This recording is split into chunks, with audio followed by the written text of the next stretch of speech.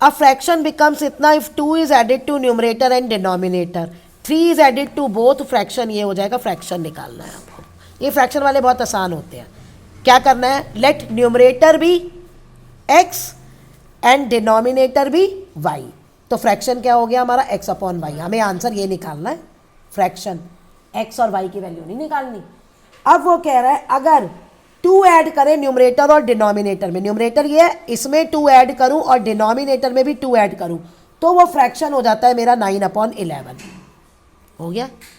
अब सेम वही नेक्स्ट वो क्या कह रहा है, 3 ऐड करो दोनों में, तो हमारा अब ये हो जाएगा 5। अब ये कुछ भी कह सकता है, न्यूमरेटर में सिर्फ अगर वो कह रहा है एडेड 2 टू न्यूमरेटर, तो न्यूमरेटर में करोगे, डिनोमिनेटर को वही लिखोगे। अगर वो कह रहे हैं डिनोमिनेटर में से 3 माइनस करना है, तो न्यूमरेटर वही लिखा जाएगा, सिर्फ डिनोमिनेटर में से ही आप 3 माइनस करोगे और फिर वो फ्रैक्शन आपको दिया होगा। Okay, next question, A takes 3 hour more than B to walk a distance 30 kilometre. A B से 3 घंटे ज़्यादा टाइम लेता है 30 किलोमीटर चलने में।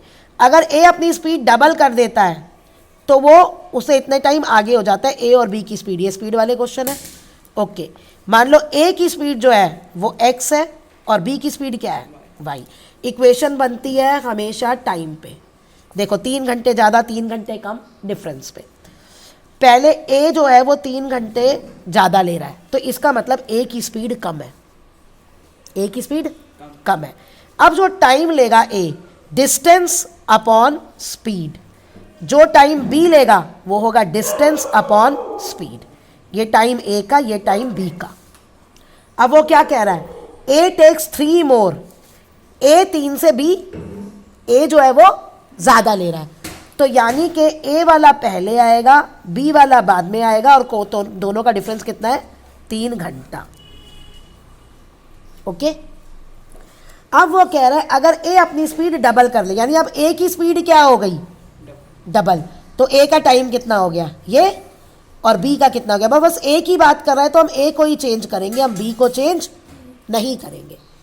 तो कहता है ही इज अहेड, यानी कि अब ये वाली इक्वेशन बनेगी। अब बी ज़्यादा टाइम ले रहा है, अब वो उससे 1.5 घंटा आगे हो गया ना, 3/2 आवर्स आगे हो गया ना, तो यानी अब बी पीछे हो गया,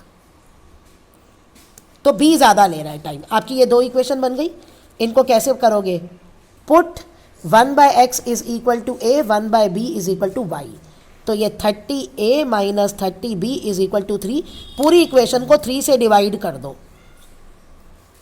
सॉल्व करना आसान है। यहाँ पे आ गया 30b, 15a is equal to 3/2। पूरी इक्वेशन को 2 से मल्टीप्लाई कर दो।